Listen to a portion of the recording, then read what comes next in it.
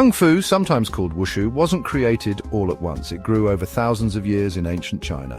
Imagine a time of fighting and bandits. Early Kung Fu was all about staying safe. It wasn't fancy like today. It was simple and tough. People copied animal moves, the fast pecks of a crane, the strong grip of a tiger.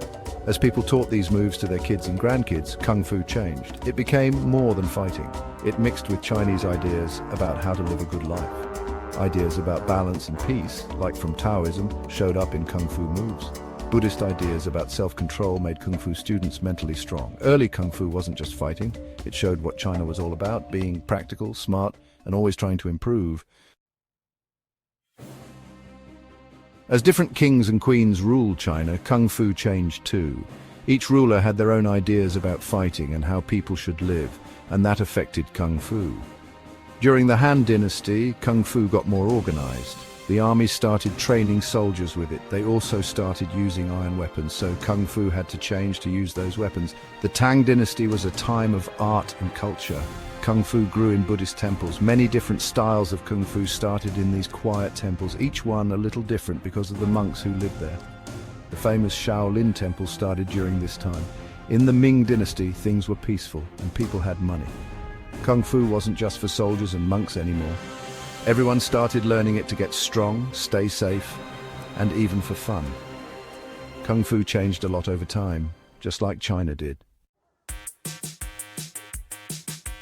Many people spent their whole lives learning and teaching Kung Fu. Their stories are almost like legends. One hero is Yue Fei, a general who lived during the Song Dynasty. He was a great fighter and is said to have created the eagle claw style of Kung Fu. His style used grabbing, hitting pressure points and quick throws, good for fighting in a war. Another important person is Bodhidharma, a monk from India who came to the Shaolin temple a long time ago. He taught the monks about Zen Buddhism and exercises to get stronger. People say these exercises helped start Shaolin Kung Fu. These exercises helped the monks get strong and focused, and they turned into the powerful moves we see in Shaolin Kung Fu today. We also have to talk about Wang Fei Hung, a hero in southern China. He was a doctor, a Kung Fu master, and fought for what he believed in.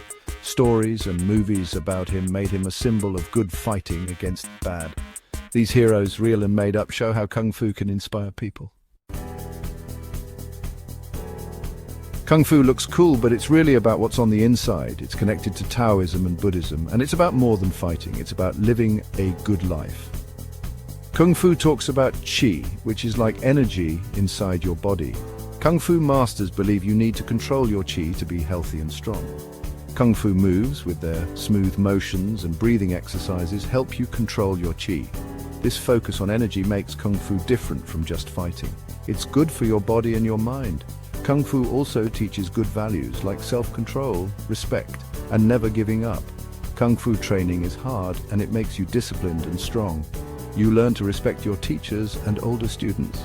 Kung Fu is all about improving yourself, finding balance, and being a good person. Section 5. Schools of Thought exploring the styles of Kung Fu. There are many different kinds of Kung Fu, each with its own special moves and ideas. These styles came from different places, beliefs, and what people needed them for. Northern styles like Long Fist use big kicks, wide moves, and flips because they were made in open areas. Southern styles like Wing Chun are fast and good for fighting close up because they were made in crowded cities.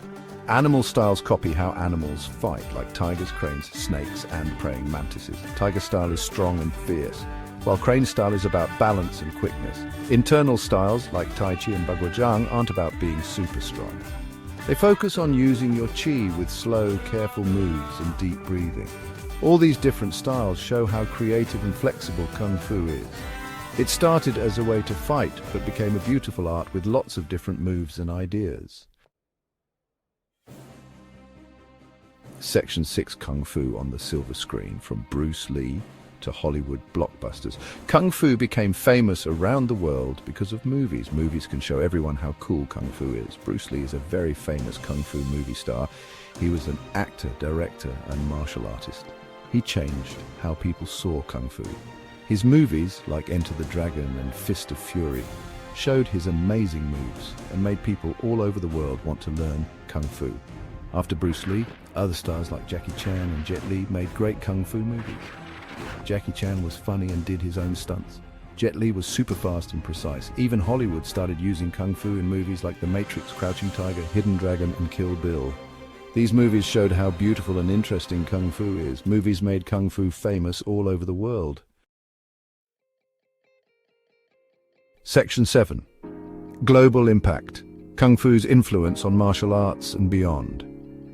Kung Fu is important for more than just movies. It changed martial arts, how we exercise, and even music. Many martial arts like karate, taekwondo, and judo learned from Kung Fu. People shared fighting ideas between China and other countries, and that created new martial arts.